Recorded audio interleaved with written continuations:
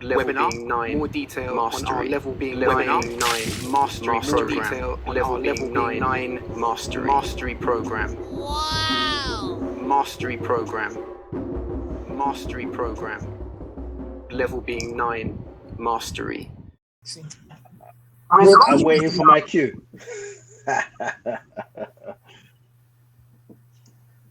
Okay, welcome to UNO Naturally Radio. We have another very, very fascinating show focused on beekeeping. Two great beekeepers from the Caribbean, Beekeeper Richard, Beekeeper Gladstone. It's a pleasure to have you here.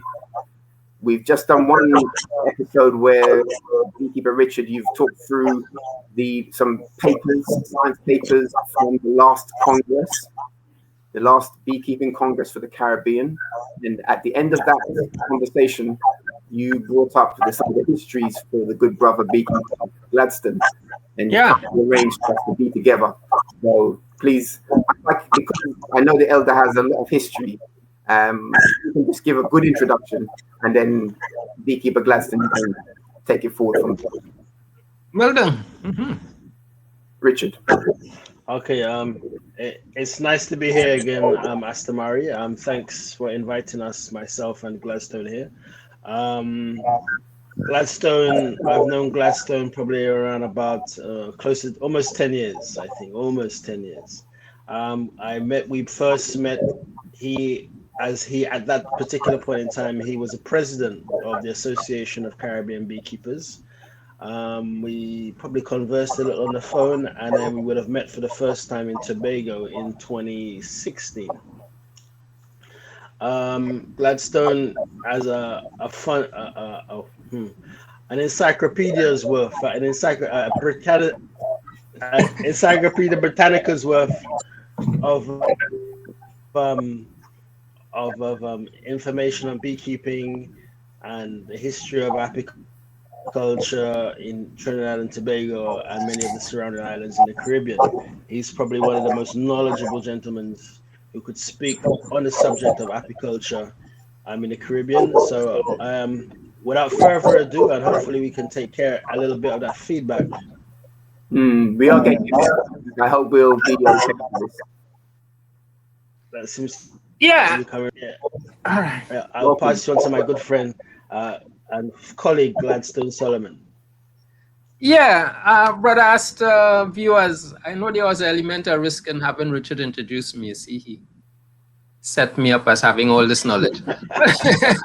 I've been around for a little while. I got involved in beekeeping, I think in 1982. So yeah, close to 40 years. And hey, I put it this way, I thought I picked up beekeeping, and somewhere along the line, I realized that the script was reversed. It's beekeeping that picked me up. Mm-hmm. And that merely speaks to the magnetism of the subject matter itself. But hey, let me just put this out up front. If you're looking for an activity that would engage you for the rest of your life, and this is from the cradle to your grave, that's beekeeping. Continuous learning, continuous enlightenment, continuous interaction with nature, which brings better understanding of yourself, because then we are natural beings.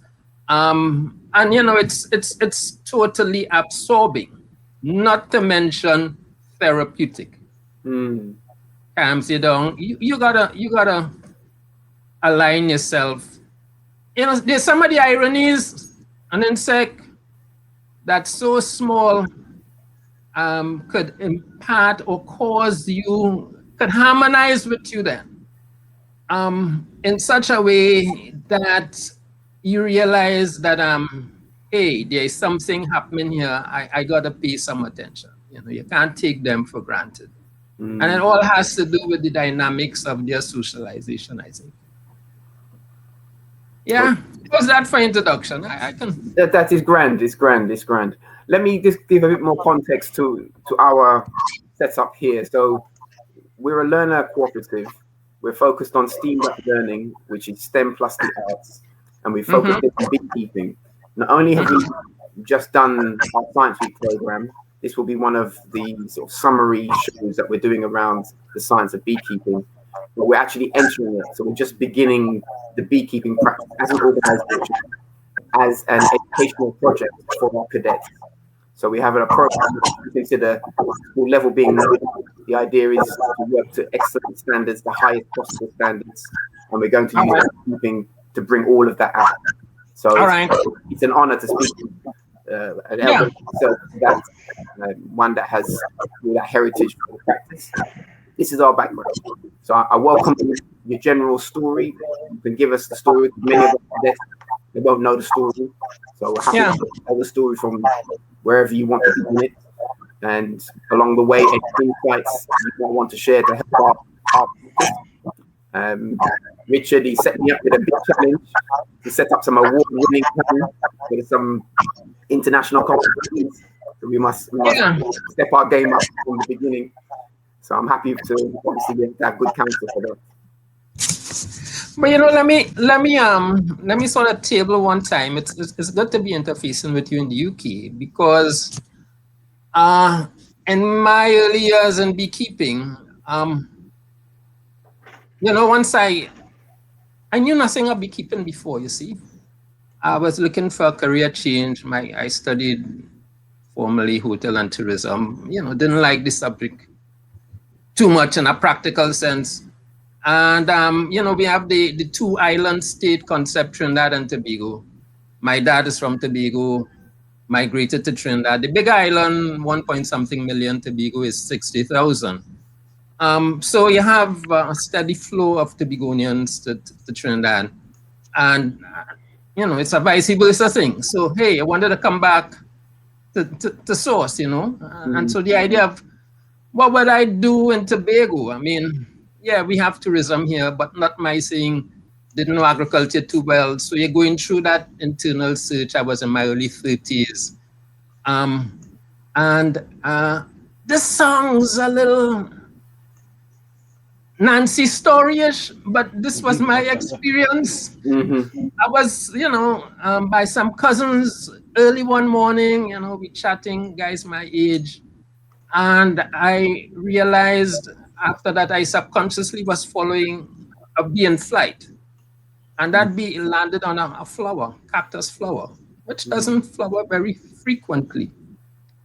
And hey, call it spiritualism, call it whatever. But it's like, this is my experience, man. To me, like you heard beekeeping, something magnified in my head. Beekeeping, because then I'm seeing this bee on this flower. It's like, my interest perked up. That sounds a little strange, but it makes sense. I think I'm getting pulled in here. So at least my interest. And from then on, that was the start of my journey, really into this beekeeping thing. Because as I said, it's nowhere in my background. No member of my family is involved in beekeeping to any extent. So anything with BWS, from then on, I read. Got information, found out that there was a training course starting in about 2 weeks' time. And at that stage, I was transitioning to Tobago, you see, so I still had to come up with something to do. Enrolled on that course, got enmeshed in the subject matter, aligned myself with the training unit in Tobago here, where they have some apiaries. I would go there every day as though I was employed, man. I'd be there on time before some of the workers. Help them do stuff. And eventually I got, a starter box or two, started to visit beekeepers on the island, exchange information. And I was on my own in short measure of time. So this same fetish for, anything with BWS I'd read. I saw, perhaps in some journal, I can't remember exactly where, there was an organization in the UK. It was the International Research, IBRA, International Research Beekeeping Association. So I contacted them, and I got on to the person responsible there at the desk dealing with tropical apiculture, you see. And the officer on that desk was Dr. Nicola Bradbeer from the UK. The organization, it not has folded, but is significantly downsized. But Dr. Bradbeer in 1992, and that interaction with them was in 1984. I actually have the first letter. That time we used to do slow mail, man. We didn't have this WhatsApp and all this kind of thing. A mail will take a week to get to Tobago. So the first letter that I got, signed by Dr. Bradbeer in 1984, I still have it. And she went on to found this organization called Bees for Development. I am currently a trustee, but the premise of that organization, and they're based in Monmouth, Wales, so I'm making the UK connection. They treat with beekeeping as a means of poverty alleviation. And the focus is heavily on countries in mainland Africa. We've had some projects in the Caribbean, but our economic state perhaps just has us above where it would be their main source of focus. So I'm making that link. They also do some work in the UK. This is Bees for Development, where there has been over the years increasing interest in beekeeping, but perhaps you realize that you don't have too many commercial beekeepers, commercial operations, because of the size of the island, and I think too where you have a very short, what we call a honey flow period, where you can harvest nectar. But there is deepening and growing interest in the subject matter from the perspective of the pollination services and conservation services, so that there is some work that Bees for Development do in the UK, but as a specialty organization, they have, let's say, branches or in-depth collaboration in Ethiopia, Uganda, and Ghana. So perhaps we can make a hookup there, to better understand what they do. The idea, you see, the thing with beekeeping. Before you go, because you mentioned two things there, let me just use an opportunity there to connect some other points. So regarding Uganda, we've set up a Black Beekeeping Global Forum, and I'm keen to bring in beekeepers from Pan-Africa. Obviously, that's Africa. Yeah. And we have some ones from Uganda. I've interviewed a brother from the Hispanic community, and they're based on mountain traditional beekeepers. So there's a nice connection there for Uganda. Yes. Our associates from Uganda. But regarding Ethiopia, we've done a lot of work with Ethiopia, not regarding beekeeping, but traveling. I've taken groups to Ethiopia. I've done work with the university out there. That's essentially a kind of 10-year arrangement where we visit, we bring groups to do presentations, teach special groups, special cohorts, the unified approach to learning, and then allow them to use that. Essentially, we're teaching the way you can do science in cultural arts. And that had a strong resonance in university, because I think you'll know, math and science is too devalued in our region, and most institutions find it hard to get young people to pick up those subjects. Yes. In my opinion, and well, it's my set of facts for this, it's because it's detached from the culture of people, because most of our institutions of higher learning are using essentially Western models to teach. So the bottom line is that doesn't work for young people. Yeah. So our culture to it makes it easier to learn math and science. So anyway, basically, the summary is that I'm very keen to connect with Ethiopia and the beekeeping. I haven't done it yet. Yeah. That connection you just made connects with the things that we've done. Yeah. It goes deeper, because there are some parallels in terms of how we operate, as it was outlined. Bees for Development, in fact, conducts what beekeeping tours. They call them safaris. And they, in fact, have one to Ethiopia. Barring COVID, it's annual affair. They have to Trinidad and Tobago. They probably go to 3 or 4 different places. But their strength and the connection you're making with science is that, so I'm just going to go on a little tangent. In beekeeping, there are a range of technologies, cutting edge technologies, if you want. Richard mentioned monitors and so on. But you're treating now with very rural communities. They deal with the poorest of the poor, and the utility of beekeeping, which, as you know, would sustain itself in a natural environment.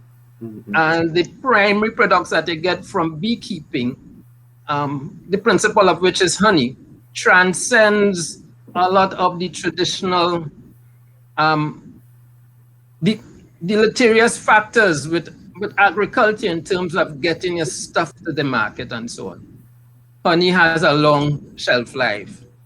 So that in rural communities, very rural communities, Ethiopia, Ghana, wherever, and let me tie into the link with the natural environment, with the forested areas, where Richard mentioned Africanized bees, so you're going to the home Africanized bees, and there's a deep cultural integration.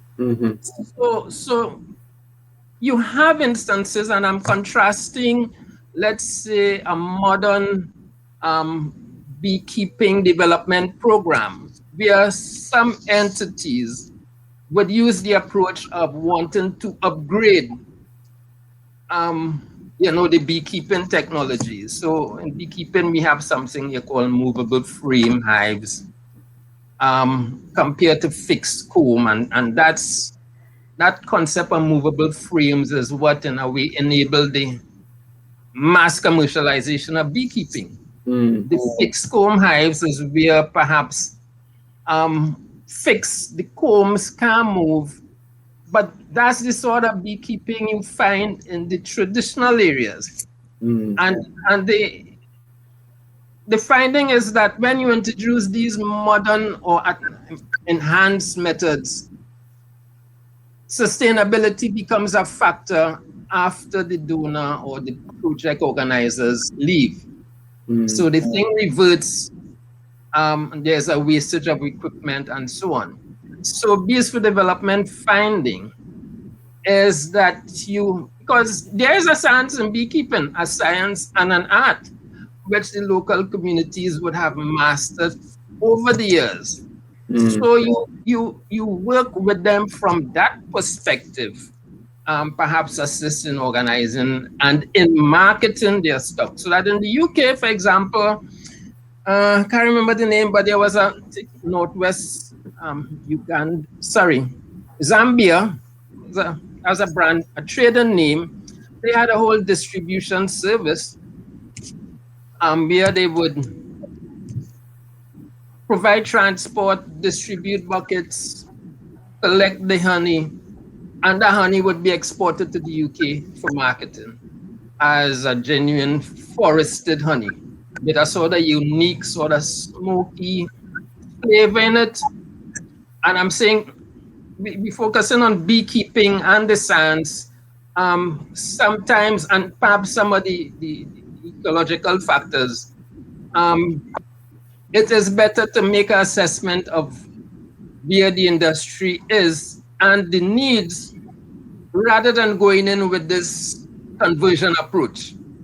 So the point, let me summarize by just saying, in the UK, there are entities, Bees for Development is one, that would have done this outreach to the rural communities, wherever they are, not just in Africa. They also have projects in India and so on, Asia as well, to bring not just the science, but some of the upgraded or modern marketing concepts and so on to help them out. That is very interesting to me. Even Beekeeper Connell from the Bennett community, he seemed to have an interest for modernization, and I think they're about that as well as the traditions. And I'm wondering how. I wonder if traditional communities risk assess what it means to modernize their traditions. I wonder if anyone thinks about that, because there's something to be lost for this. Yeah. There's something to be gained, but there's something to be lost. Is anyone risk assessing this and trying to navigate that thing, or is it just we modernize it? Well, there's it, and yes, that I was pointing out that the traditional approaches negated that requirement. So hey, we go and we see them, and they have these fixed comb hives, and they, and they deem it's not as efficient. So try the system. This is what we use back home, right? But that system is based on access to the inputs. You 500 miles from the nearest town, you can get beeswax to buy or commercially manufactured frames to buy and centrifuge extractors and those sort of things. So that that point you're making there, the risk assessment hasn't been properly thought out. Bees for Development is unique as an international body in that it uses that approach. And the nexus, the mix, the historical links between, if we go back to honey and so on, some of the earliest foods that man used to feed on in the earliest days, that has, and cultural associations that moved through the relationship between man and insect, it's said that honeybees are the only insects that provide a food that man eats, So it's revered, you find, to some extent, in a lot of traditional local communities, and a lot of interventions have disrupted that. I'm saying, and I'm endorsing your point of the need for that kind of risk assessment of some of the deleterious factors. And you've seen it. Enough post-project evaluation reports that speak of wastage and this kind of thing. There's not that integration that I'm looking for the right word here, but then there are systems and approaches that you can use that can help alleviate poverty. There are endless stories of persons who, if they were traditional farmers or cattle miners, and either drought or something, would have depleted their income. But there are bees in the wild, existing in the forest that's half mile from here. They live if there's anything. And nectar is a wasting resource, it would evaporate. You have these beneficial insects that would harvest it for you. Maybe if you understand the insects some more, build a relationship with them, they can provide you then with a worthwhile resource that can help you to help your family, send your children to school. And it's hard currency, it doesn't deteriorate, it doesn't go bad in 2 weeks if you don't get it to the market. You see? And there's nothing like honey. It's unique. Check, several of your stores, and you can see whether you may have the source of your honey, where it's from, and so on. But I know that there was a trade network, and that is a major part of their work.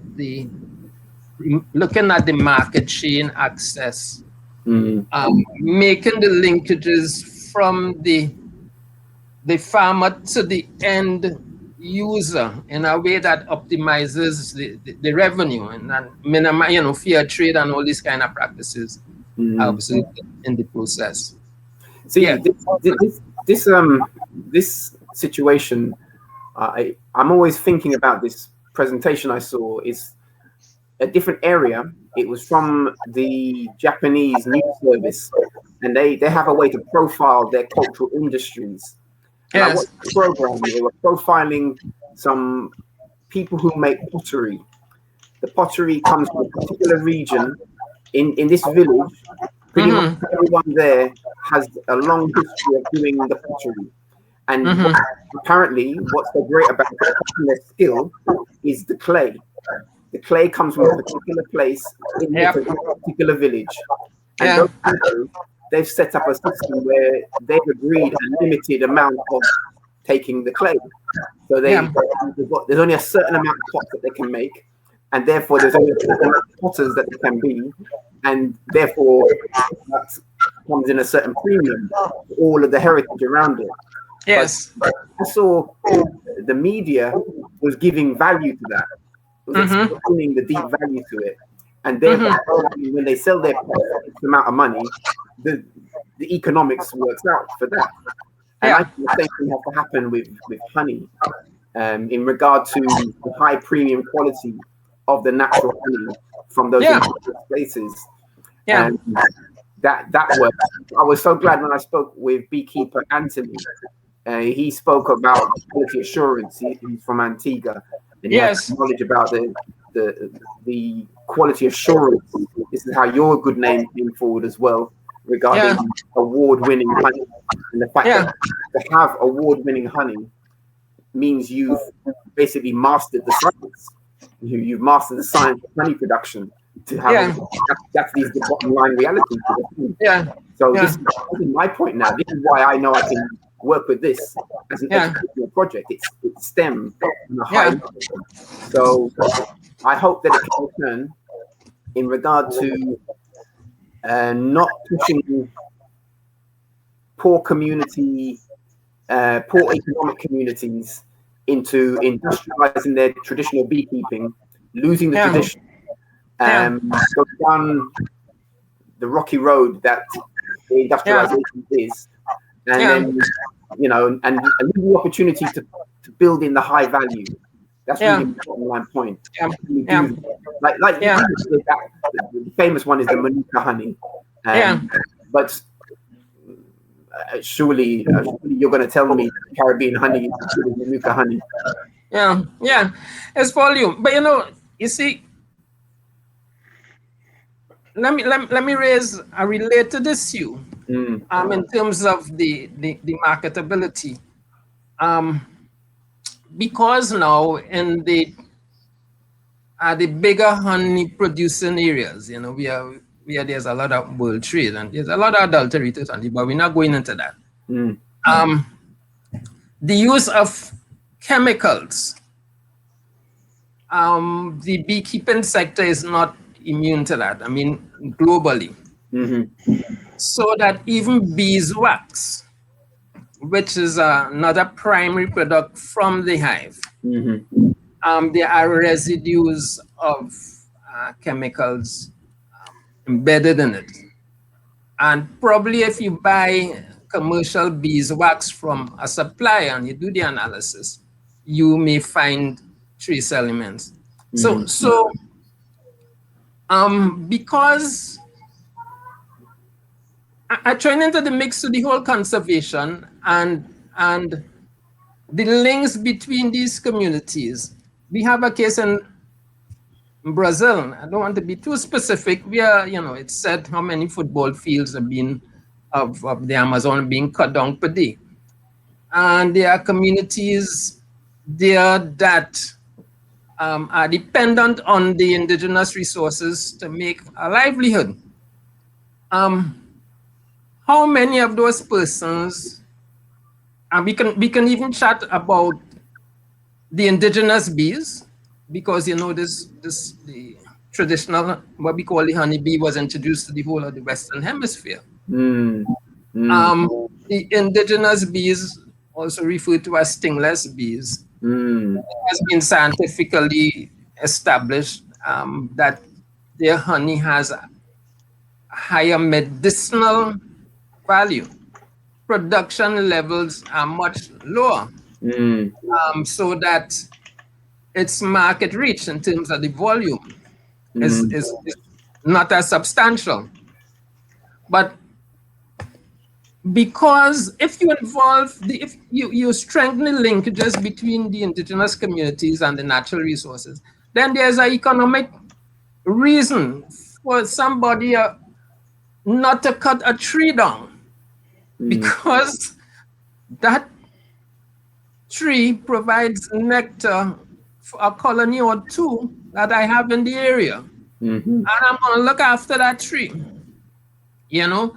And more, I think many of these African countries too are big exporters of beeswax, where it is well accepted because they don't, and there are commercial operations in, you know, on the continent, of course, under the Western model, but by far the largest number of beekeepers, and I haven't done a comparison of production figures, but I think it would be reasonable to say that a fair amount of the actual produce is done from indigenous regions where there is no chemical treatment involved in treating the bees at all. Right? Switching to the whole aspect of honey show, as interesting, we've done pretty well there. I say we in the Caribbean. And I always find this interesting. Honey is a matter of taste, eh? And so this is a broad generalization. And Richard may be able to help me here. But it's alleged that generally in England, people like a milder taste in honey. And let me just ask you quickly to do a mental comparison of orange grown, let's say in Florida or some temperate region, and one grown in St. Lucia or Trinidad and Tobago. Man, we actually pack the sunshine and the fruit, you know, you can taste it. That's a more robust taste. And the same thing, honey gets its personality from the source, so that honeys in the tropical belt tend to be a little more robust in taste, a little more full-bodied, you know. And our early experiences in shows in the UK was that, you know, the judges prefer something a little more mild. You know, it's like rum and whiskey, perhaps. I don't know if I see better analogies to use now. So there's a matter, and I think the same thing applies unless you are a connoisseur or you have a more open mind. But you may find a particular brand of honey is less appealing because it is too strong, you know, it scratches your throat, sort of. But we would say, hey, if it doesn't do that, then it's not the real McCoy, you know? Well, so, you see, this is an important thing now, because you open up a whole area. We touched it before, because the whole idea of the competition, okay, for me, the competition shouldn't be about a taste. It should be about quality, a rounded quality.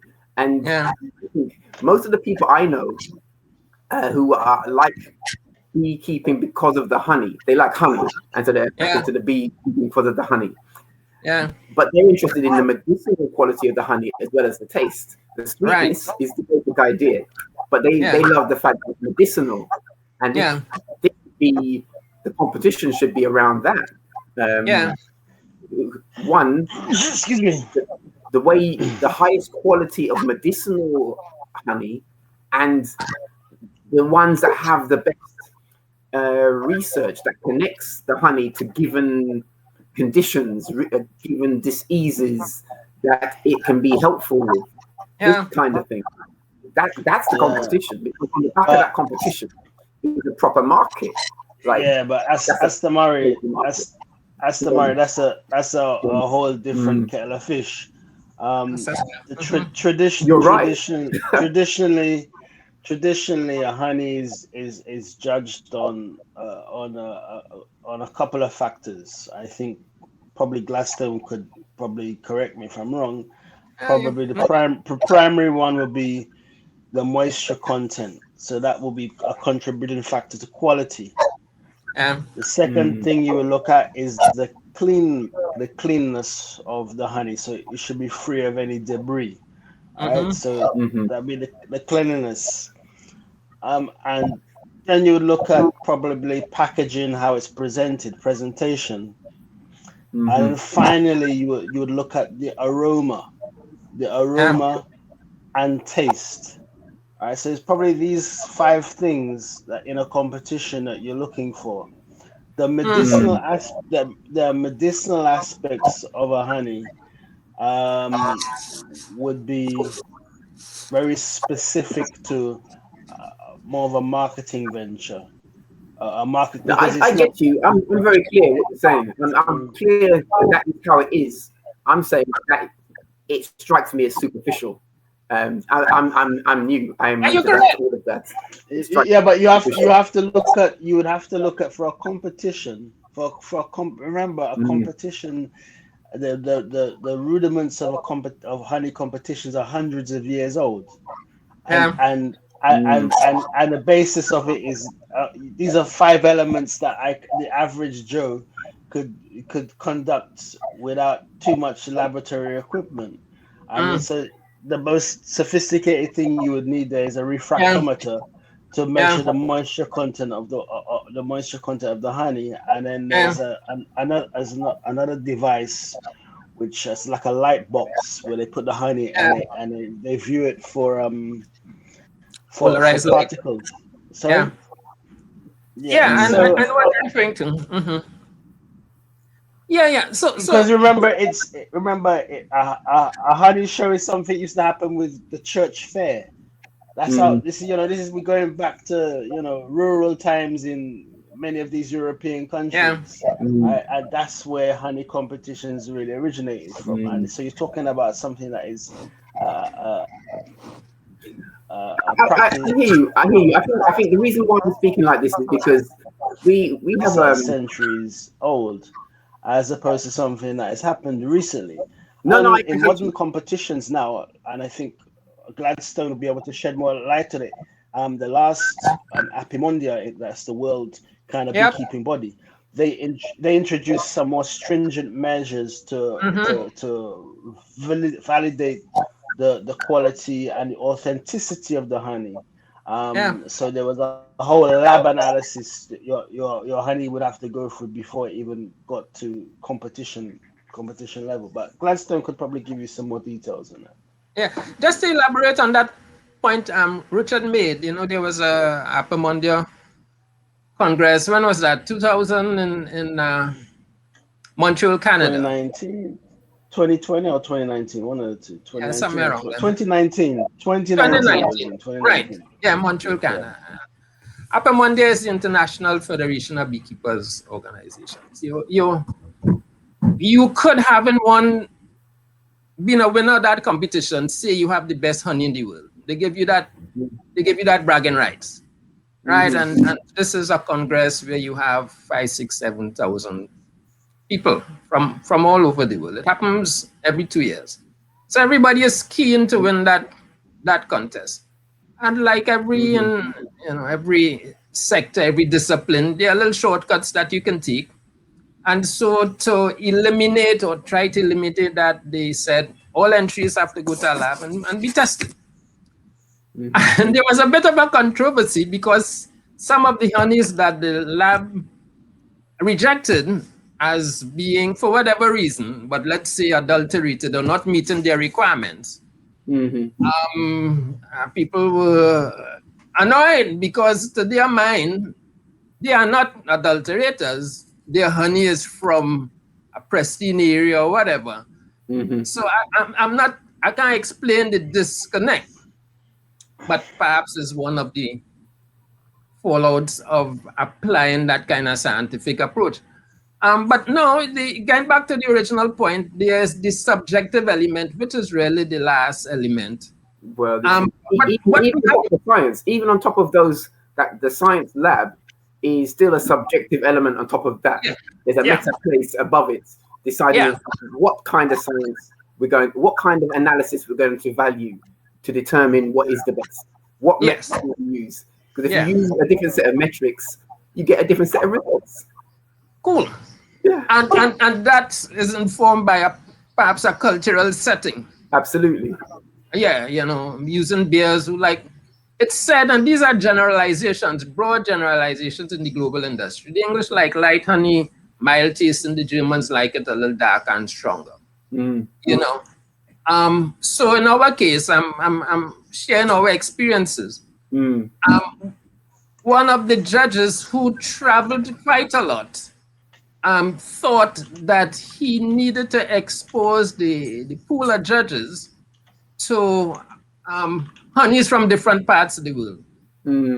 So internationalize their palates, so to speak. And I know some of that was in fact conducted. It's your favorite food may be perhaps something from your early childhood days, especially if you're from some rural community or something like that. Yeah, maybe here in the Caribbean we have roti and doubles and pilau, and St. Lucia probably have something. I don't know where's their favorite dish there. In Tobago is crab and dumpling. I don't know from your local, what's the local. But all right, it all has to do with the internalization of beekeeping and finding some variables to measure the product and so on. But refocusing on where you are, and just to underscore an earlier point I was making in terms of these beekeeping tours. And given that your level of interest, your groups, and you in fact do work in Ethiopia, I can see room for some kind of collaboration. Maybe one of your principals doing such a tour, and so they take you to the rural communities, as far as they understand it. The places where the traditional visitor wouldn't reach. And it widens your story, it widens your appeal. And not to mention your whole appreciation of the context of everything else. I mean, let me elaborate a little bit in terms of where we are, because obviously we are based in the UK. However, we have a system of teaching called unified knowledge. That is a pedagogy, and the pedagogy defines itself specifically as Pan-African, with ancient Egypt as a classic reference point for classic culture. So it's very well defined like this. So in that, the interests of the whole system are of a Pan-African nature. So for me, but as soon as we start to talk about competitions and quality standards and assessing the best in various categories, I'm interested in how that shapes Pan-Africa. What does it mean across the African continent, the Caribbean region, Pan-Africa, to say what would we define as the best quality honey? Then it's a different conversation. And I'm very happy to open up this conversation, to hear about it, to find out, even to be part of anything that advances that platform. Because I think inside of there is a re-evaluation of what honey means to our community.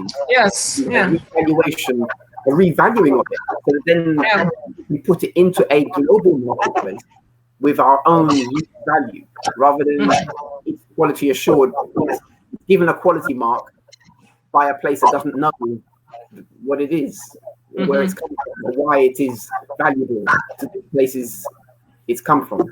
It would be interesting to me to see if honeys in the Caribbean are highly valued Pan-Africa, or honeys from different parts of the continental African land space. How would they be appreciated in the Caribbean? Would people see similarity? Would they see it as very different? Would they have a strong sense of different medicinal values, how it's treated in its root place? This conversation opens up a better indigenous knowledge to me, and I think this is very important in defending industry, actually in defending the sector. You see, because depending on where you are, there is not necessarily the sharp separation of honey from and pollen, or honey and brood, which is the young bees. In some cultures, it's integrated, because you may have to go to a forested area, Asia, where there's the giant bee, and the comb is as big as a table, something like that. And you have to travel distances. So you don't separate the honey, and there's some value in the brood, in the larva, and so on. Or the mixture of the honey and the pollen may make a good alcoholic or semi-alcoholic beverage. So culturally, you may not get that sharp distinction as let's say, in this part of the world, we have a machine and we take out the honey alone, and then we have something else to catch the pollen alone, and then we treat this separate. The compartmentalization that we experience here, in more traditional societies, I don't think it's that sharp, because their practices are more conservation. There's a value in everything. More holistic. Through the comb, we eat the pollen, we eat the larva one time. It's holistic. It's a whole sum. Yes. Rather than breaking it up. This is the whole issue. This is the whole business of standardizing education and fragmenting education into something that looks like many parts, when it's really better to see it in a unified way.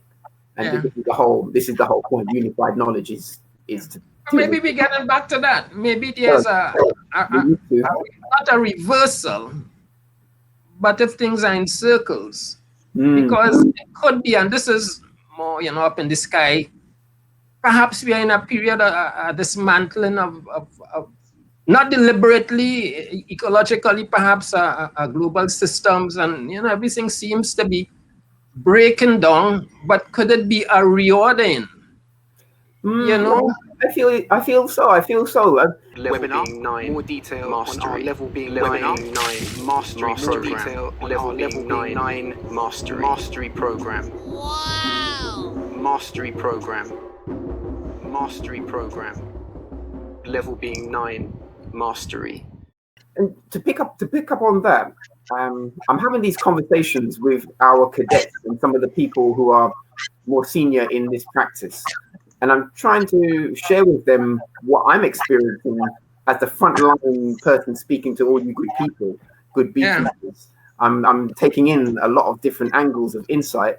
And when I share it with our members, I'm sharing it through our pedagogy. So it's coming out learning material and objectives.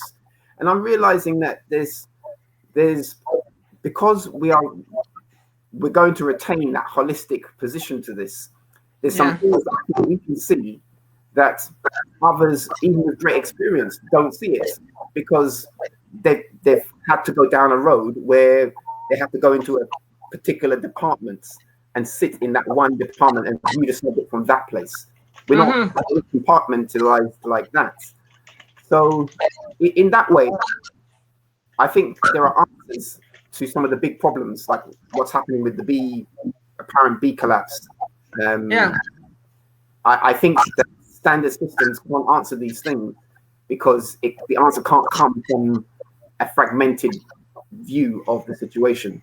For example, one example which I think probably gets to the heart of the politics of this thing: fertilization of the bees, of the queens. Now, one, I find it a bit challenging that people talk about the drones as if they only function one thing, and they sort of reduce it, like reduce the quality of this particular member of the community to one thing. Yeah. However, Yeah. you know, you as grand beekeepers, the whole is one setup, is one community. Every member of the community has a precious value. Now, Yes. the bee, when what I realized is that I never hear anyone talk about king bees. So I'm thinking the king bee is that drone that became strong enough to be the one out of so many millions to make that fertilization move and transfer all its life force into the queen. Yeah. Yeah. This is the king bee. Now, that to me comes easy because of my unified sense of things. I'm new to it, but that is obvious to me. Whereas the conversation I see is that about would be teammates and then dead that on. would be a factually that would be a factually incorrect statement. God, please. A virgin queen mates with several drones. She can mate with up to 12, 15 drones. Okay. The whole idea of the mating process is for her to is the number of bees she mates with. She stores that sperm in what we call a spermatheca. Yes. And that's what she will use to fertilize her eggs throughout the course of her lifespan. Yes. Right. So the concept of a king bee is irrelevant. Well, right? no, that's only if you have the idea that there can be only one king and one queen. But some societies, they have one king and multiple queens, or one. Yeah, but there is no king in the hive. There is only one queen. You have to understand the biology and the system that runs a hive. The male drones have very little relevance inside the colony. The sole purpose is to spread the genetic information. I think that's the point he's attacking. You are pretty much. And that's the sole. But I make your point for you. But that's the sole purpose. It's nothing more. I have to learn you on.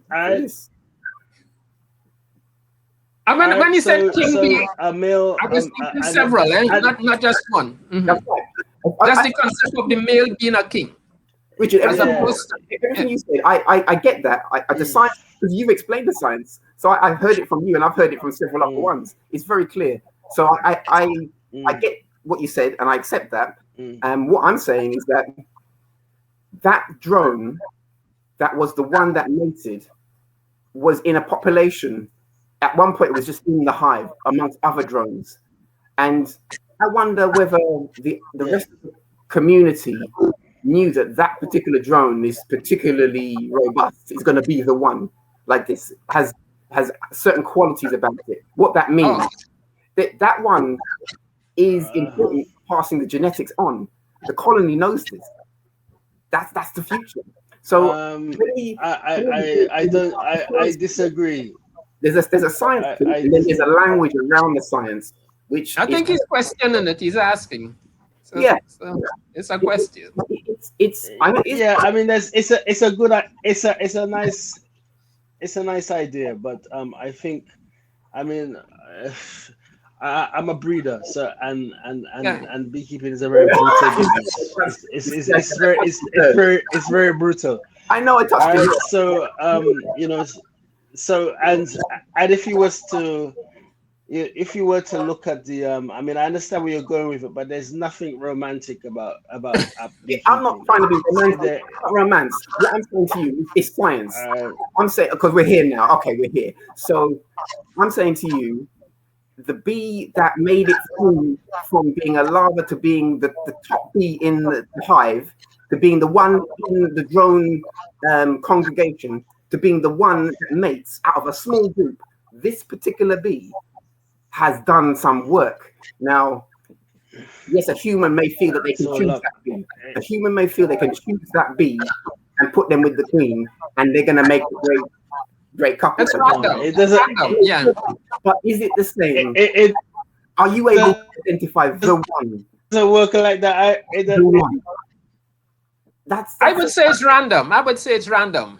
okay. Even amongst the collection of drones. All right, so let's talk about It's random, but they're building strength. They're trying to be the strongest, the best. Let's put it in some context. The best skill for flying. Yes, yeah, but maybe there's some merit in it.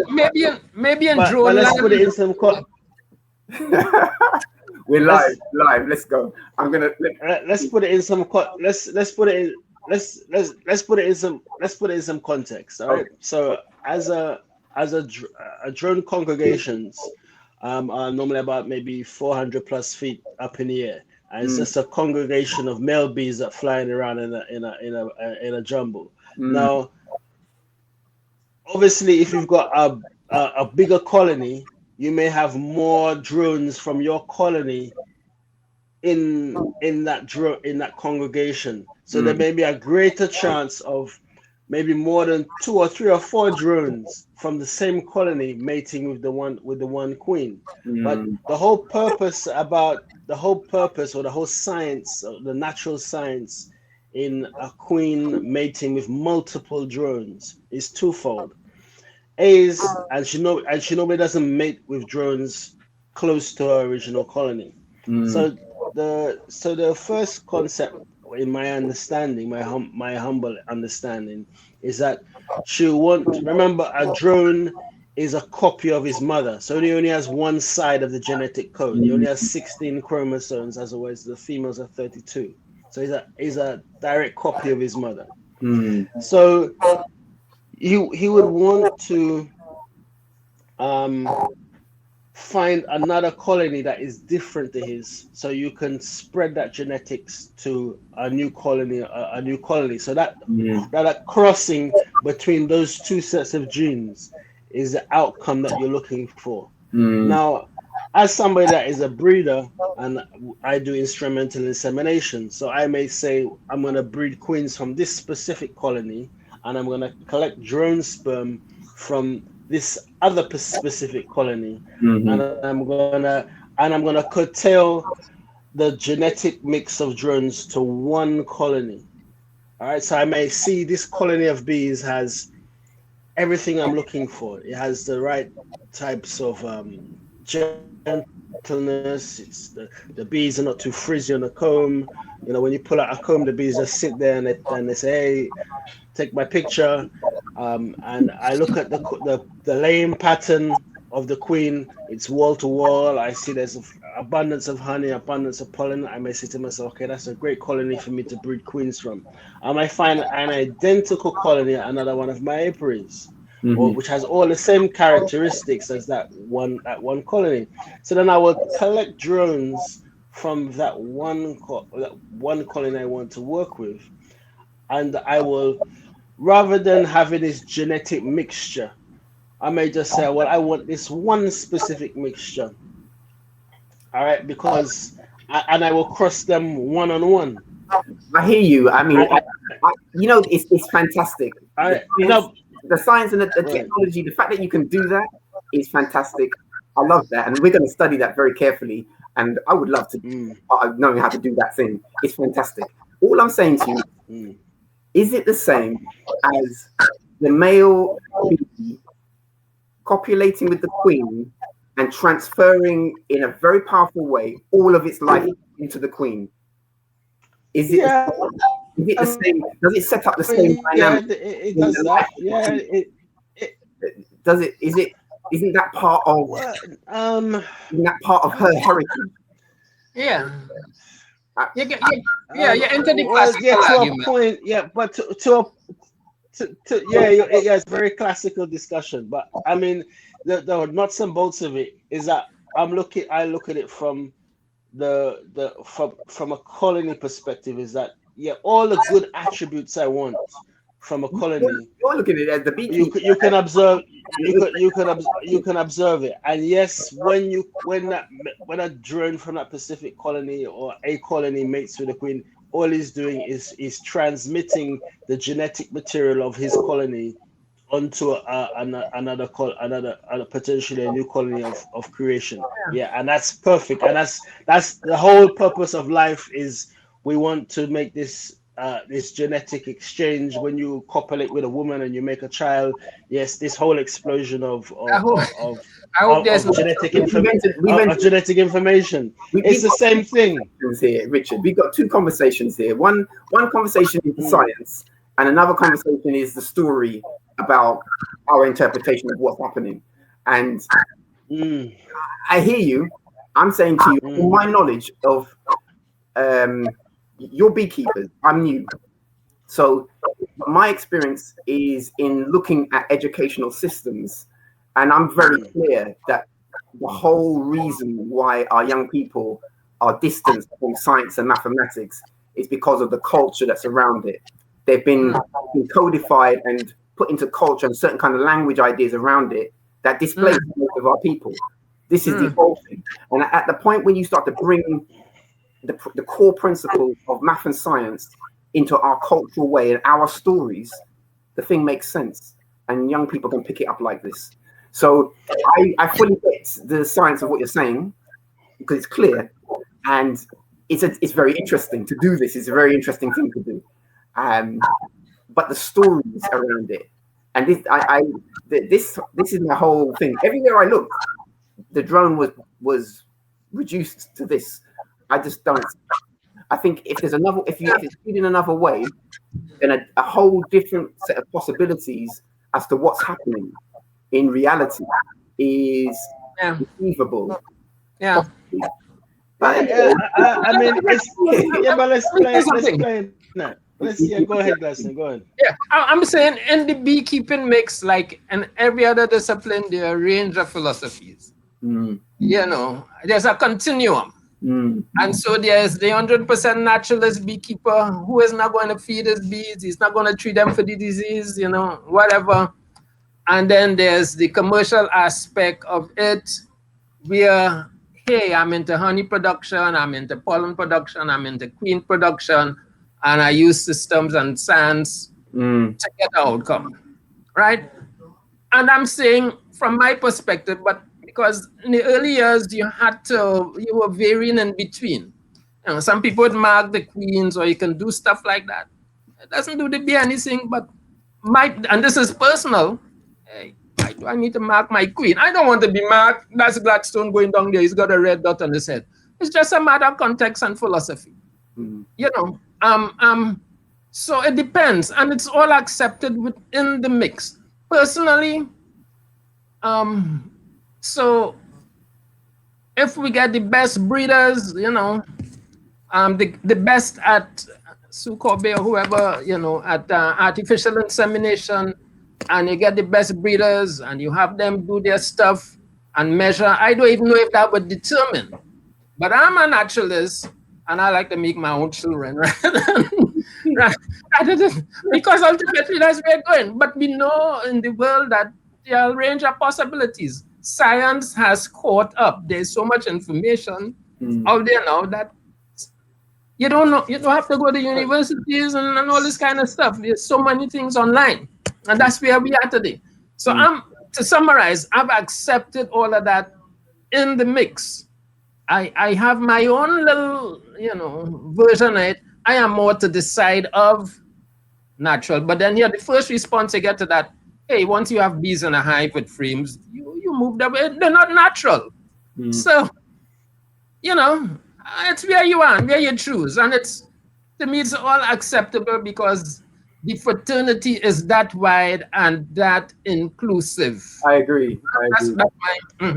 I see that. And I value that. That breadth of range, that's also why it's a great thing to focus on as an educational project. Yeah, that breadth of range, and and people explore the different avenues. Have somebody on the right, somebody in the middle, somebody on the left. You know, at the end of the day, we hope that we're not going to damage this indigenous life form. You know, a life form that we made. We're not going to. You know, I was listening to some podcasts and they say all these things. We know they're telling you jaw too small, take out 8 of your wisdom teeth, and all this kind of stuff. They're finding that people's mouths are getting smaller. There's some feedback somewhere down the line. But this is part of my concern because it is a fact that the beekeeping world is concerned, and the world generally is concerned about the health of bees globally. Yeah. And we've had enough time now of deep intervention. So now to me, this is why I think it's important for me to make my questions. And I'm so glad to hear from the ones who know for these things. And to ask the questions, because there are some questions that only, let's say, an outsider, someone from a different point of view, is going to ask those questions. If everyone's in a standard flow of doing things, some questions fall away. You don't even think about them as questions again, but they're valid questions. So this is my position is like this. The earlier point with the drone, nature would evolve. Is strong survival is a natural law. So from a genetical point of view, a dominant drone would emerge somewhere, and he would be the faster flying one. He'll get to the queen first, that kind of stuff. And Richard, in his selection of sperms, but also do some kind of analysis to ensure the viability of the drone that he's taken the sperms from. Because he wouldn't want to download a genetic line by extracting semen from a poor drone. So he has those considerations in the back of his mind as well. Okay. Well, then the metrics for that, I'd be interested in that. We're going into it far, but Richard, do you analyze the drones to know? How do you know which drone is the best drone seed to use? The mature ones. So the criteria, you don't see, the first thing, you don't judge it on the drones, you judge it by the strength of the colony. Remember, it's not that it's always about the colony, it's not about individuals. And that's the first thing you have to learn in beekeeping. You never judge anything on a one-on-one. It's always on the multiplicity. It's always the unified set. So the characteristic I would judge a selection for drones will be based upon the characteristics of the colony. All right. So once I see the characteristics of the colony, the overall colony has that, because remember the behavioral traits. Remember, there's only one mother in the colony, so she determines everything that happens thereafter. So you're looking for disease resistance. All right, you're looking for how well they manage their stores of food. You're looking for how well they collect food when food is available. You're looking as a beekeeper at their temperament, if they're gonna be very defensive or they're nice and cool and easygoing bees. Some beekeepers like the depends on the color. They want a specific color. They're looking for some people just don't really care about the color. It's not really a factor for them. But you're looking for, but most importantly, the most important thing is the hygiene of the colony and their ability to deal with pests and diseases. All right, this is the key component. So it's the colony, it's not the individual. Okay, I hear you, and I really appreciate that you can make it clear to me like that. I received clarity, and I have to reflect on that. There's a further question there, though. Just a point. It appears to me that is completely different from the physical science of natural insemination, where it is about the individual. There is an individual, a small group of individuals who are going to be the one out of the whole gathering of multiple hives that come together. It's going to be a small group. Let me clarify the question. So Rich, haven't selected, and this is by way of assistance, I'm thinking, right? Haven't selected that this colony, right, is the most meet your criteria, right? Yes. From the 50 or 100 colonies you may have. Within that colony, you have a couple hundred drones. Yes. They pick up a frame, and I think that's, that would bring it to the end. Oh, that's so you want an individual. Is there a further assessment then? I'm asking. That's my question. Okay, so the further assessment. Okay, so the further assessment It's more process than assessment. You're looking. So when we start the process of selecting drones to collect semen from them, or to collect drone sperm, the age is important because the sexual organs only mature after a certain age. All right, so we'll probably go through that. We'll go through a colony of bees that we wanna draw sperm from, and then we'll collect one or two and see if they're mature. If they're not mature, we'll go through the entire box and we'll mark all the drones for that. So if it is week 1, we'll mark all the drones in week 1 with a color yellow. And in week 2, we'll go back, or if we see more drones that have no marks on it, so this week 2 drones, we'll mark all those with another color.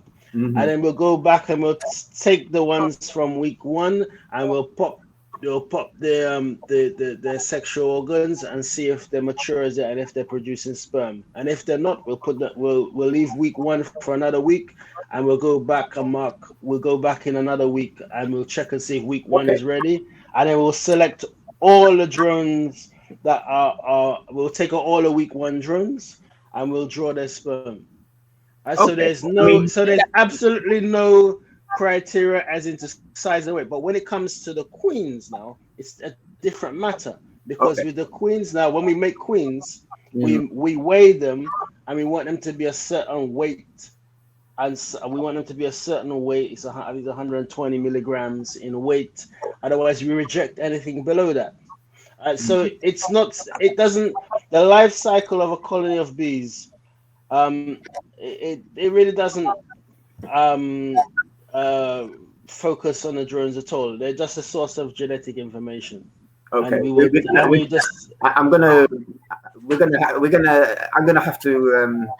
I have to reflect on what you're saying to me. Yeah. That what you're saying to me I've run into this thing and it doesn't settle. So so that's fine, but I know the angle where you're coming from, but that's the reality of it. You have to remember the majority of the bees in a colony are females, and the majority of the bees in the colony are suppressing the individual urge to reproduce, to allow a single queen to benefit and to populate the colony of bees. So the whole social structure of a colony of bees is very different to that of what we see in human life. I'm not thinking about a very comparison. I'll tell you the comparison I make for this thing. I think about this ratio. When I'm dealing with math teaching, we break it down to number, measure, and ratio as the defining point for what mathematics is. In ratio, we define ratio as rule of relationship, parts to each other and parts to the whole.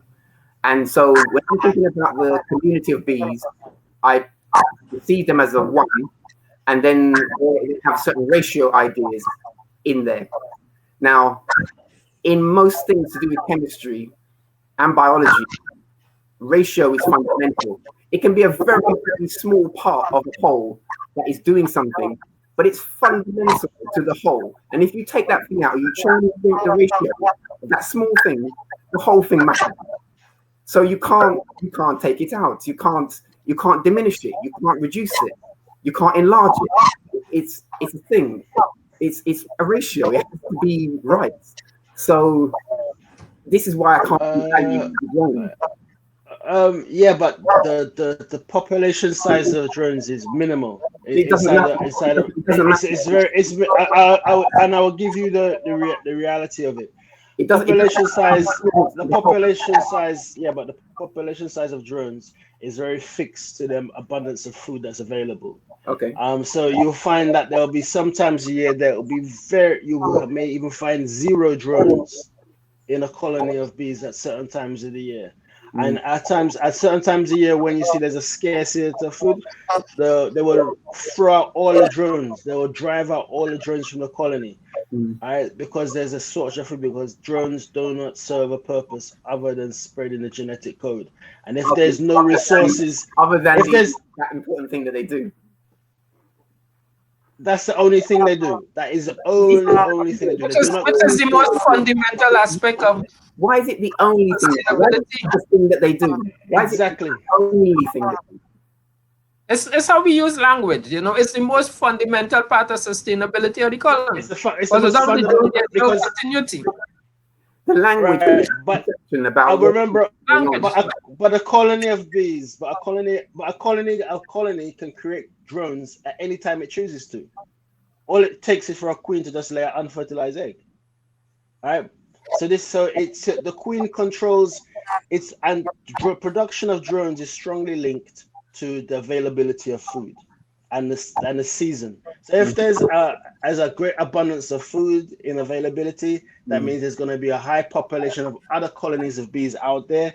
So the bees will say, okay, we need to spread our genetic information. So we're going to create drones to ensure that our genetic line is spread throughout nature. Because they realize there's a strong potential for these drones to get an opportunity to mate. But if there's no food around, and there's a scarcity of food, that's a resource that the colony is looking at very closely. So if there's no other colony, if there's going to be we're going into winter, why are we going to keep a population of drones? Yeah.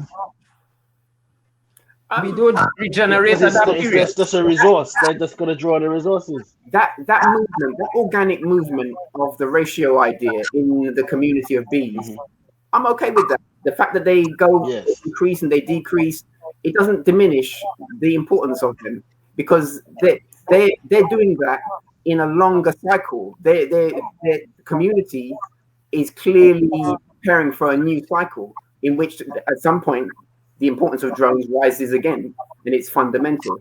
So exactly, it's not exactly a picture at one point. It would be like taking a picture of a hive with a camera, and that picture you say this is the life of bees. It depends when you take the picture, of course. So it doesn't for me. It is from a beekeeping standpoint as well. Okay, so why from a beekeeping standpoint? I mean, for me, it doesn't really matter. I'm a breeder, so I don't really care about honey production. You see his language again. It's not that he doesn't care. I mean, but you see the language. If I'm when I'm introducing it, I'm the first thing that we're focused. Your honey production, guys. Oh no, too many drones in my colony, man.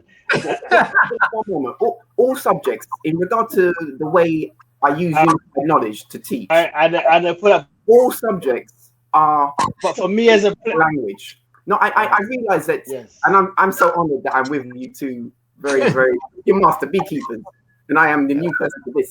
But I am questioning the pedagogy of it, because I know this thing for pedagogy. So when I talk to our cadets, the first thing we're doing is looking at the language around the things that we need to deal with, and trying to get to the root language. What's really the core word, the core ideas around the we have to do that. So when I do that, then I present this show to them, and the cadets watch this show. They have to listen to the language. I'm going to to them. They're going I get your drift. I get your drift, and it's valid. So let me help. I mean, when Richard say he doesn't care about honey production, I know what he means. So, you know, I know what he means. It's not a priority. But it doesn't mean he doesn't care about honey production, because he must care. That's a given as a beekeeper. Because that's the food. That's the food for the bees. Of course, he cares about the food for the bees. There's a difference. All right, so there's a difference. Okay, there's a difference. When a guy for me, I leave all my honey for my bees, or I will leave the majority of the honey for my bees, whereas other guys that out there focus is on honey production to sell, they will take the majority of their honey from their bees. Right? So this is when I say I don't care about honey, I don't care about honey for production. I'm interested in ensuring that my bees are well fed, because I'm making continuous colonies of bees. So any honey that is available, any surplus that is produced, it goes to my new colonies of bees that I'm producing. And so forth. So everything is contextual. That's right. But we have to state the context. Otherwise, this is why Elder point out the point, because he knows you're so concerned about honey that you're leaving it with the bees. Exactly. Yeah, but see, when a man tells you when his focus is, when a guy tells you he's focused on honey production, that means his sole focus is taking honey away from the bees. Well, my focus is leaving honey with the bees. My job is to pick up the language, because if I don't clarify the language for this thing, it's going to be hard for our ones to get into the thing, because there was someone say I'm interested in honey, and the next one say I'm not interested in honey, and not see the 2 points. Yeah, I got your point. I actually have a slide here that I would like to, if you will give me the latitude, I would like to attempt to share it. And it shows the life cycle of bees in temporal polytheism. So it will show you with regards to bees, is that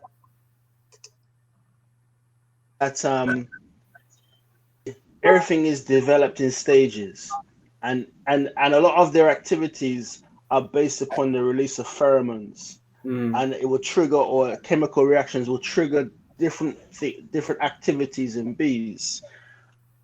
Let me see if I can share. Share screen. Let's see if this works. All right. Can you see the screen I'm sharing? Yes. Is it sharing?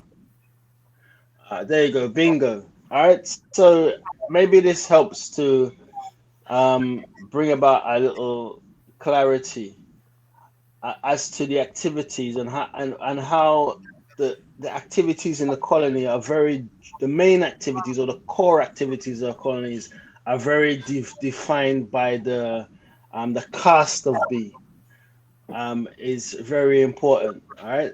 Am I using the correct words? Can I use that word? You can use the word, because you know the word, and you're saying that because you know that I'm going to pick up on it, because past carries is a history. So cast in the term of beekeeping means male, female, queen. Yeah, but that's what it means. You see, this is the thing with the words. We need cadets that they understand the language that they have to use. So if I tell a cadet we're going to use the word cast, I have to explain to them the whole context of this word cast. And more to the point, I need to know who put the word cast into this bee community. When was it done? What's the story for that? If that story fits in a certain time with a certain set of ones, I'm going to question the whole thing. Yeah, and because there might be a better word that allows my cadets to see the reality of what's happening. I get it. I agree with you, but I'm gonna describe the process. You can use the word though, because I'm pick your word. Giving caution to it, and I have to do. No. I have to do that. I'm just gonna use. I'm just gonna quietly use the word, and use it boldly. I'll leave that to you guys. Use it with pride. Okay, so let's just look at this scenario here. We're describing the life cycle of a bee here, and one of the interesting things is that when a bee will go through 4 different stages before it becomes an adult. Mm-hmm. All right, so it will start off as an egg, then it transitions to a larva, then it goes to pre-pupa, and then it becomes a pupa, and then it emerges as an adult bee. Okay. Now, from that stage there, from it becomes an adult bee, its initial task that it does would be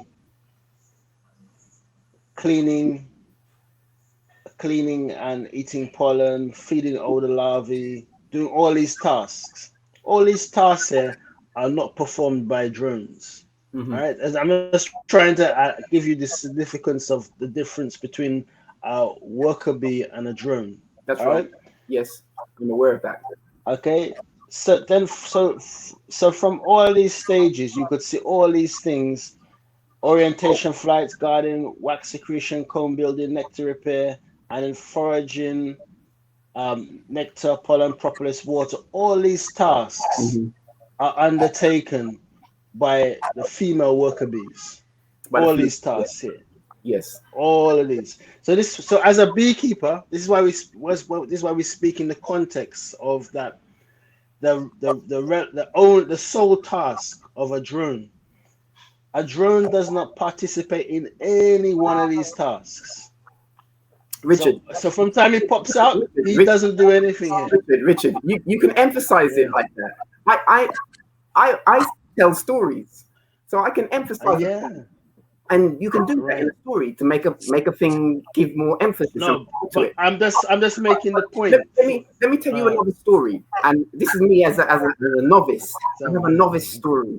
The novice story is that the workers, they do this work, and neither the king bee, or let's call it a prince bee for now, neither the prince bee nor the queen bee do any other work. It's not that the drone is not doing any work and the workers are doing work. The drone and the queen are royalty. They don't do the foraging. They don't do the looking after both of them. Is this not true? Am I correct or am I wrong? Am I correct? If you want to categorize the story in that perspective as that's all I'm trying to tell you. If you wish to look at it in that perspective, it's a narration. If I can narrate it like that, and it's correct, I'm telling you, I'm not. Mm-hmm. You know, I'm correct. I know I'm correct.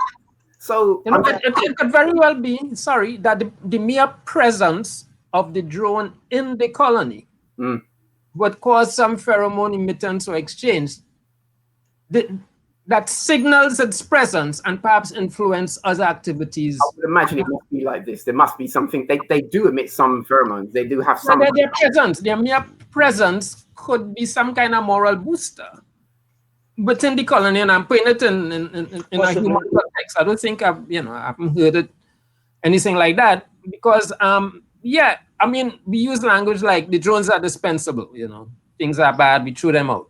Yeah, see, all of this language is problematic for me. I can't see how I'm going to pick up that language and bring it to cadet. I can't see that's going to happen. I like your angle. I like your angle because I think I think that's a good context.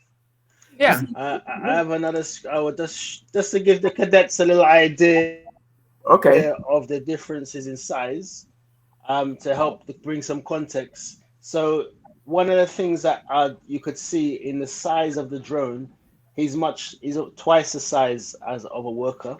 All right, and also you could see his eyes. His eyes are probably 3 times. If you look at the next slide, this is better depicts it. You can see the size of the drone's eyes are twice or times and a half the size of that of the queen and the worker. But that's because when he's in the congregation group, he needs to be able to see the queens. But you see, to see them coming, so he can. Saying that, and that's part of the science. Obviously, that's correct. But surely, most of the life of the drone is inside the hive. I've had the good pleasure to look inside the hive a little bit recently. You do it all the time, but inside of there, you have these drones, these male bees that have the best eyes in the hive. Surely they are seeing more detail in the space. No, darkness. Bees function in an atmosphere of darkness. Are you suggesting that they are blind inside of the hive? I haven't really analyzed that, but I don't think I'm not sure. Richard, let me make a point about this. Because the bees, I'm taking in the science from all of you master beekeepers, and I've spoken to so many ones now. I'm flooded with this. The bees' eyes, they have a different range of viewing of the electromagnetic spectrum. Yes, correct. Yes, that's they're correct. not seeing the standard light that we're seeing. So really, what they're seeing in the nighttime and the daytime, it doesn't really matter. There's other things to see other than the light range that is normal visible light. Those eyes are making an obvious. You are just making the point that these eyes are exceptional to the rest of the community. Now, I'm saying to you is they spend most of their life in the hive. Surely, these eyes are of benefit to them in the hive, and not just to them separated from the others, but of benefit to the community in the space. Whilst they engage, it has to be. well, The eyes would have evolved differently. Reasonable. What I'm saying is, I'm trying to add value rather than I can't diminish them. I can't reduce them. Even if they're small in the community, they could be very small. But this is my appreciation of ratio is that even the smallest part may be fundamental to the whole thing working. And so you can't diminish any part of the whole. That's my point. That's it. And that's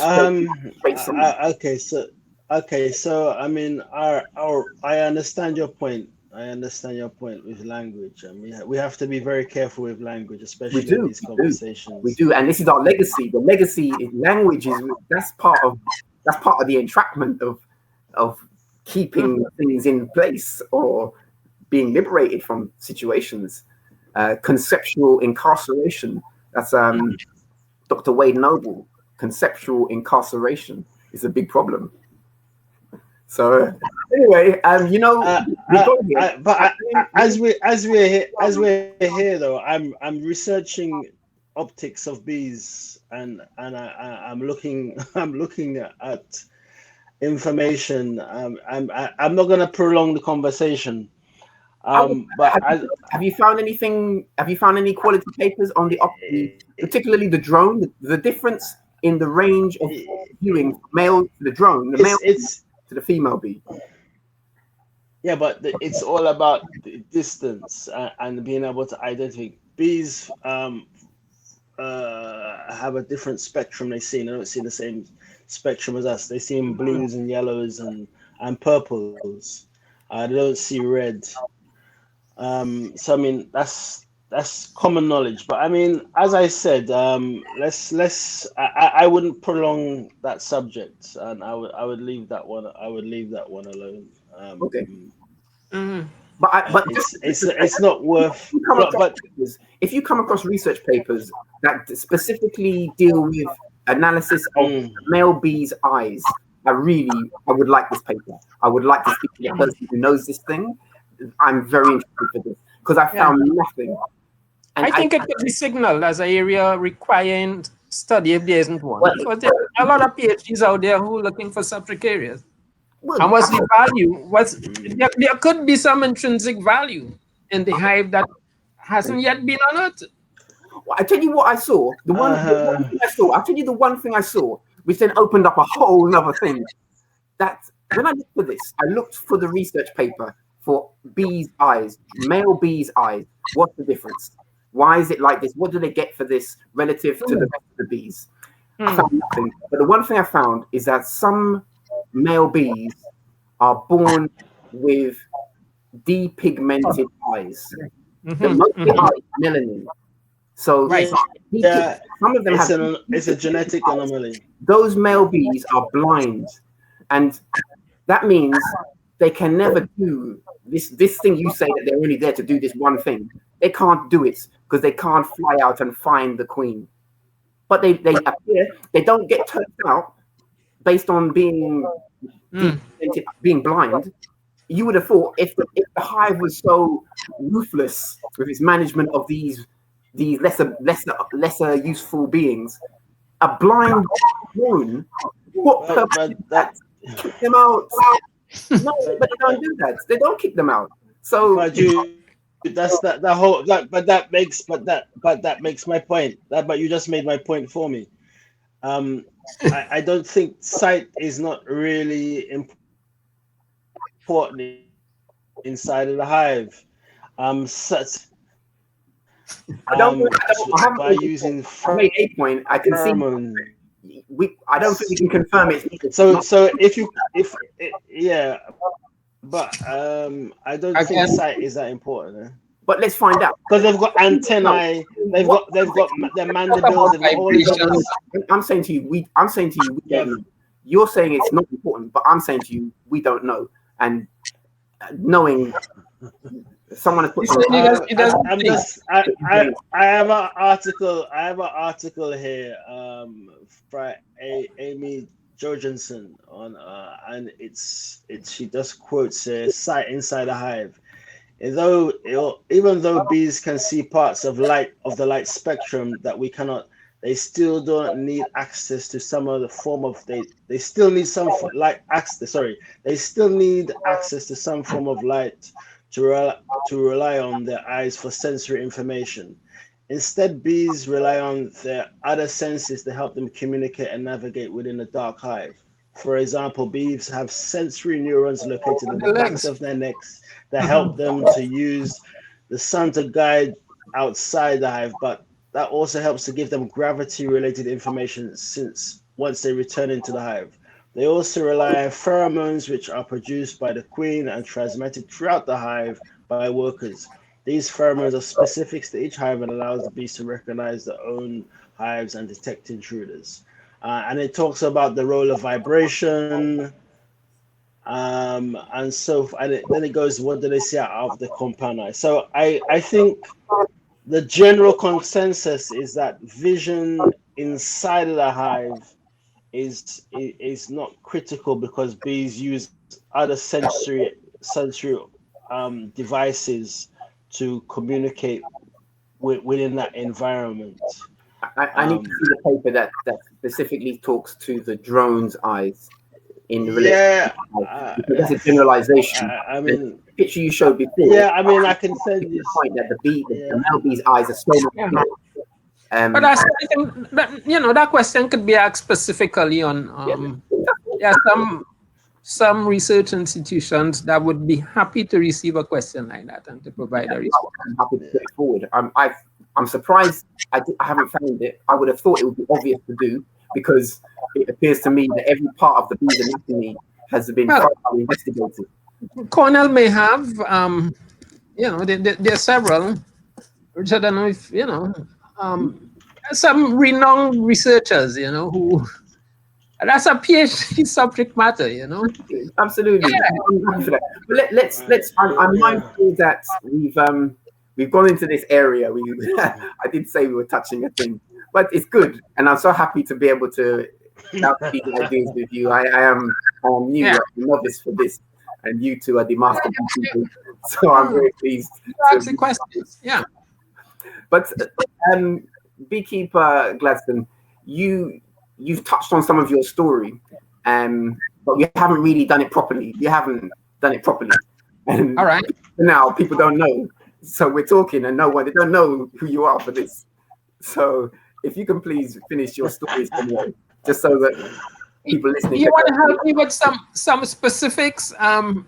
Because it's all inside. I'm not too sure. I may have mentioned. Okay, let me give you the entrance like this. Yeah. Richard, he showed me some slides, and he showed me a picture with 3 jars of very dark honey. He said this was a recent picture, relatively, of some old championship-winning honey. The one that produced that championship-winning honey. And so the story for those. Do you still have those 3 jars? Yeah, I got them. Right. Okay. Yeah. So that is then I will put up the image of that thing. Maybe Richard, if you have that image, that would be great, and we can bring Richard. But Gladstone should be able to swing to his left and pull out the jars off the shelf, man. I don't do that. I don't want to stop on the floor and then run and get them. Cast. If you need me to, I can like hold them up. But those were, and I'm not sure they're all mine. But I can certainly give you the background. It's the story that we want. Yeah, those were entries that were made in the National Honey Show. And the picture itself says a lot. It reflects what happened to honeys. And let me say, I'm trying to zero in what time in the honey show, but let's say it's somewhere in the 90s. So each bottle is at least 20 years because we haven't been to the show after 2000. Right? So it's somewhere in the 90s, could be 91, 92, 93. That I would have brought back. And there's a story to that too in itself. All right. And I simply had them sitting on a shelf. And what I was communicating was what can happen to honey. Sorry, Elgar. What I mean by the story is it's the beginning, like even how you come to do the competition. Before you, it's not just about all right. Yeah, all of that. So that's the London Honey Show, right? The National Honey Show. Don't know any of this. So we've been talking around a load of stuff, but they don't know who you are for that. So if you can give us the entrance into the show, then that will lead into where those jars end up as they are. Right. Going back, I remember in my history, I think to 1923, in Sydenham, London, or something like that. There was the first, it's now called the National Honey Show, but it was the Honey and Something Else Show in London. It's considered definitely the premier honey show in the UK, and perhaps the world. It's an annual event that's held in October every year. All right, so how we got involved in the honey show. Going back to this BWS, wherever I see it, I would read, and I told you the story of how I got onto Nicola Bradbeer through Ibra, where she was at the time. Because I made that connection, my name was listed as on their database. So there was this beekeeper from Red Hill, Surrey, Michael Duggan, who was coming to Trinidad and Tobago to collect honey and pollen samples. He was doing that for a gentleman at some university in Germany, Dr. Wolf or something like that. I can't get his name. I've got all our letters. No problem. Right. So he contacted me because he got on to Ibra, his first trip to the Caribbean, asked, do you have a list of any beekeepers down there? My name showed up. So this guy came. He subsequently made about 3 or 4 visits. But he took, and I'm saying this perhaps for the first time on a public space, unknown to any beekeepers, on his second trip, because by then he would have seen several apiaries. He's an executive at the honey show. And so he, perhaps in his back of his mind, was wondering how we would do. So he took, I'll give him honey samples and so on. He entered what he thought from his perspective was our best entry into the honey show. And it won a silver medal in a class that's open to the Commonwealth and the rest of the world, one of the key competitive classes. So that was like big news, the media picked it up, the High Commissioner was involved in London and all this sort of thing. Trinidad Tobago honey win silver medal at London Honey Show, The media in the Caribbean goes for any kind of international acclaim. All right, so this was in 1987. And by the end of the year, because in those days, I told you about slow mail, we used to write one another quite a lot. He extended an invitation to me to participate in the show. And I widened it, invited all the beekeepers to Tobago and Trinidad. And everybody got keen because of the, the hype and the media and so on. We got the High Commissioner in London involved. And every year thereafter, until 2000, we entered in the honey show. It's starting, all right, yeah. So our entries, we started off with, and the class we were in was a class that provided for 3 jars of honey. But I know we started off maybe with 4 or 5 entries, maybe sending up a case of 12. And by the year we stopped in 2000, we were sending 6 cases of honey. So this is it. So that little red star, Richard, go back. All right, these are your words. That little red star is an indication, hey, Thanks, Rich, man. That's the English jars. Used to send the jars down because, again, going back to this objectivity, this was a classical one-pound jar, I think, from Friedman and Harding with the UK suppliers. We don't have those jars here. We have another version. But the finesse of the show speaks to even the quality of, the jars. Our jars here that they use for jams and so on would have little bubbles and so on in the jar itself. Mm-hmm. And in a competition like this, the jar would cause the entry because the judge is not going to discriminate and say it's the jar that's bad. They're going to see a bubble when they look at it. Mm-hmm. Anyway, these honeys were... Rich, go to the next picture below on this slide here. Right, so I'm contrasting the honey entries, again, going back to the color differentiation and cultural biases, if I could put it that way. Richard, can you full screen it? Sure. For competitions, a lighter honey, as the one on the extreme left of the screen, but generally always do better than a dark honey. Even though all the other characteristics are neutral, most judges, at least at the honey show, and I'm guessing from what I know of them. Just interject because I can't resist it. You don't call these casts of honey, do you? No. Sorry. You see, man. You don't call it this cast is better than that cast. This is a good reflection of our range, and this was done deliberately. I collected these. Sorry. Oh, gosh. I packaged these honeys. Actually, these were mounted at a fundraiser here, this at the grounds of Marlborough House in London. Bees for Development, they had this fundraiser. And so I was there, this is the display to give an idea of the range of honeys.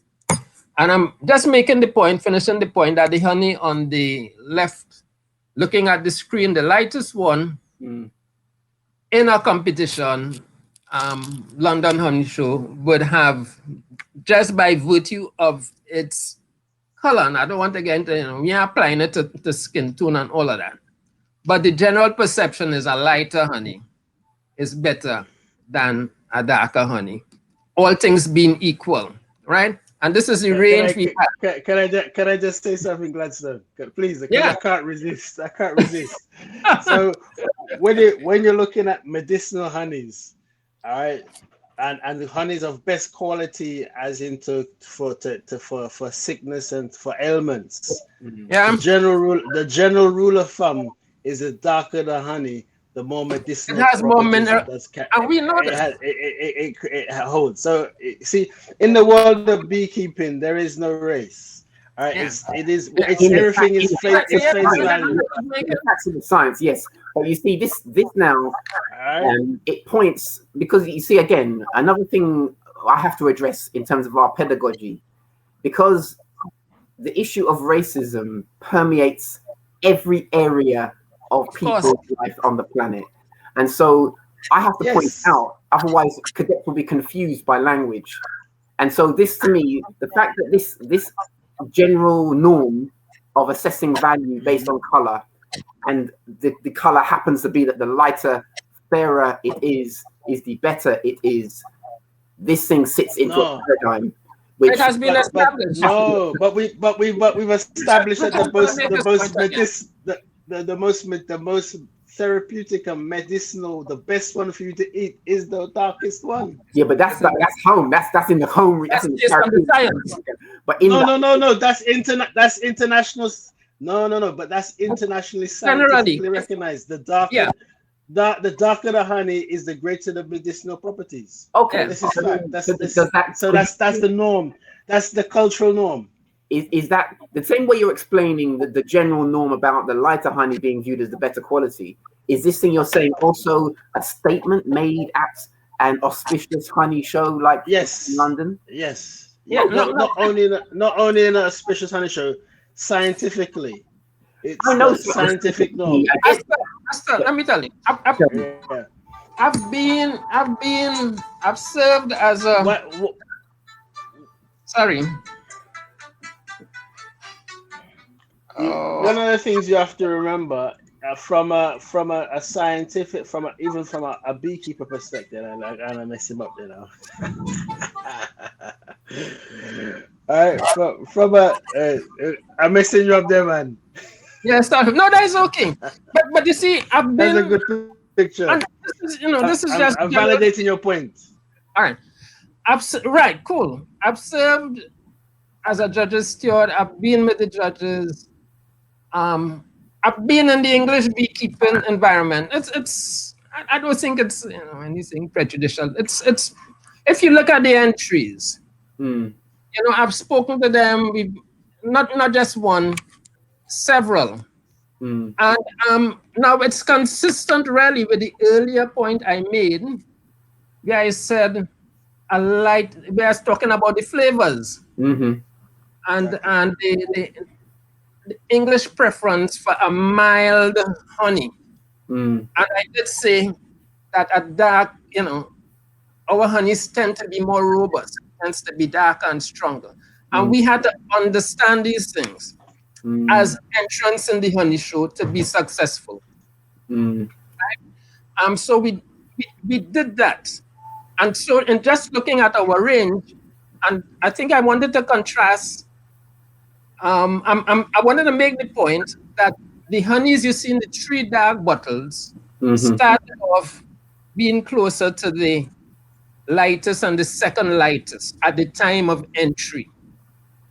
Because to enhance our prospects of winning, we would have, knowing the thinking of the pool of judges, the general thinking, we would have deliberately selected the honeys that we thought would have had the best chance to meet what the judges were looking for, the criteria.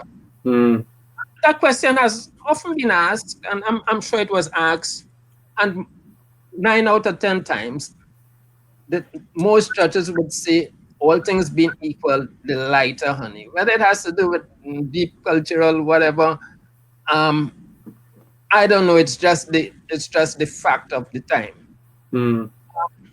So, all right. Recapping here, let's go back to the screen. I think we should. Can we just touch on one point? I think we should also touch on the point is that the colors of the honey are very closely linked to the floral bouquet, the forage that the bees are working with. So you see at this the lighter colored one, which is almost like water. This will probably come from a tree we call glary cedar. Yeah. Right. So it happens at this time of the year, and it produces a very clear honey. So it's almost if you put your hive tool on it, you would think you have a water on your hive tool as opposed to being honey. So it's so translucent in its color. But then there's other honeys that I have here in St. Lucia that would probably be around this scale here, but they'll be green or more have a green hue to it because of a heavy a nectar flow from a specific tree.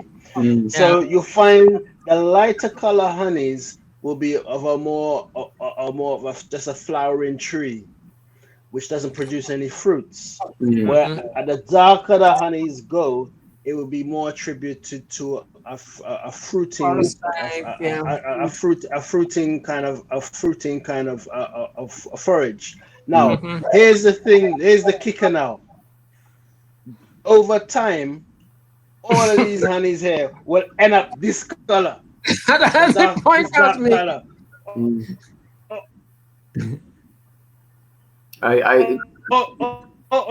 Over time, all of them, what moisture leaves the honey, all of them end up as dark as the last honey because as the moisture leaves it. So you leave this first bottle 10 years in that bottle. You come back 10 years later, it'll be as dark as this one here. Because the color is just temporal. Go back to the earlier picture, Richard. Everything will everything will reset to this color eventually. Yep. I have a question. I have a question. I have a question. So when you say that you would choose the ones that you think have the best chance of winning based on your knowledge of the mind of the judges, that means you're choosing honey that generally comes from a particular kind of foraging, rather than, or is it possible to do something if your honey were in the darker range? Could you do something to the honey itself after the honey is produced? Could you do something to make it lighter? Not for a honey show. Not no. You could. You would compromise it. Yeah, no, for sure they would see it, because you one of the things that you don't want, what they're looking for is for clarity in color, so uniformity. They're looking for uniformity. You're very, very right. You're very, very Ashmari. You're very, very right. It's all very much into neo-colonial Victorian vision. You're very, very right into oppose it in that perspective. But that is just the cultural norm of this group of people and how they see things. Why we need to do the history. We've touched on it. We're talking about your history, Beekeeper Gladstone. But even really, really what's necessary now, I'm realizing it, is the history of that show as well. Yeah, the show itself. But the source is always going to go back to the source. Now, but just to flag it up, this is all very insightful, and I appreciate, love, that you've shown this range. And I think, just to clarify my point, Beekeeper Gladstone, you said that you wouldn't try to reduce the color in order to make it meet some idea of compliance or good value. Is that what you said? No. For this show, we'd go with the lightest because the objective is to do well. Let me contrast now with the market.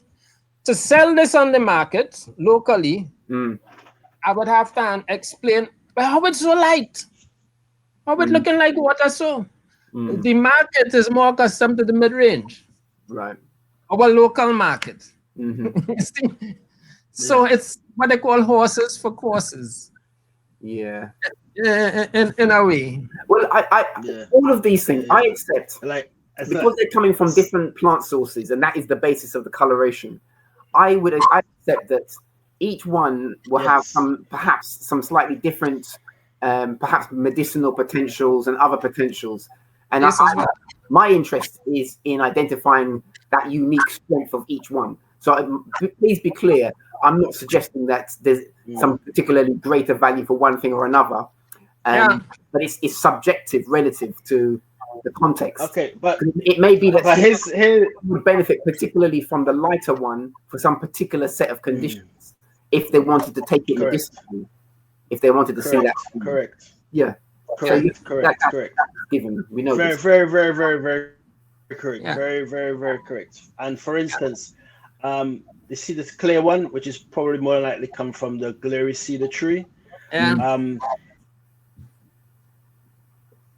If you've got like eczema or rashes on your skin, they would pick the leaves from that tree and bathe the child in the leaves from that tree, and to resolve that problem. So if you've got so there are different things that do different things that do different things. So it may work for you that way, but the rule of thumb is the darker the honey, the more medicinal the properties, antioxidant properties it has. So, for instance, in St. Lucia, if somebody comes to me and says, "Well, I want to make a little remedy, give me a darkest honey you got." All right, and if I've got a few bottles of something that's been sitting down for at least 2 or 3 years, I will give them that. All right, or I will just give them the darkest honey I have on hand at the time. But it's very interesting to look at honeys in that perspective. And I wish I had that presentation, but if you look at historical, you don't have anything in this presentation. But if you look at your historical data No, it was Velma's presentation where Velma had a recipe from the old naval recipe from, like, way back 1600s, 1400s, old naval recipe for dysentery, and one of the components would have been honey, to solve a dysentery problem. Soldiers or French soldiers. All right, so you really do have these different characteristics that honey has, and as you were saying, going back to the source, the Caribbean's history with honeybees and honey production, and the origins of bees that came from Africa are synonymous. It's not so. People of Afro-Caribbean or Afro-Caribbean people have a history of working with bees and being around bees, because even though there's a rule of thought that some people say that bees originate from Asia, and then some persons say Northern Africa, and then from Northern Africa migrated into Europe, into the Georgian, Scandinavian regions. Nothing takes away from the fact that as African people, we have a relationship with bees. Yes. And it's, if you look at a deep relationship. So a lot of your bakatoy, as we say in Creole, the little remedies your grandmother would make would all have a little honey in it. So it's very important for us to, and it's not for me as a young person connecting with bees was almost like a spiritual experience, because you are actually reconnecting with something that man has done for hundreds of thousands of years, interacted with bees and the management of bees. And when you start to get into that experience of working with bees, it really grounds you as an individual to nature and to really what's going on around you. And I just made some notes. We're getting a little deep on your talking. I think it's becoming, it seems to be a bit more emphasized.